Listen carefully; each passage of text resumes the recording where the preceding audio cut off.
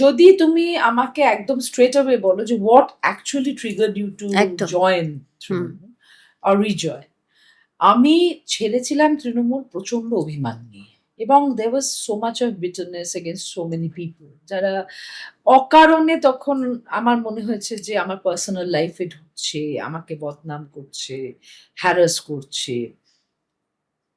When I met Abhishek Banerjee, and trust me, আমি ভীষণ apprehension নিয়ে গেছিলাম যখন শোভনার আমি প্রথম দেখা করতে যাই, বিকজ মমতা ব্যানার্জিকে আমি অনেকবার তার আগে মিট করেছি। শি ইজ ভেরি অ্যাফেকশনেট, মানে আমি বলছি চিফ মিনিস্টার হিসেবে তো আমি নবান্নে ওনাকে মিট করিনি, আমি ওনাকে ব্যক্তি মমতা বন্দ্যোপাধ্যায়কে দেখেছি, এবং সেখানে আমার কোনোদিন মনে হয়নি শোভনের সঙ্গে মন কষাকষির একটা বড় কারণ আমি, কারণ আমি বসে আছি সেখানে, hmm hmm. And she had been so nice and kind যে আমার কখনো মনে হয়নি।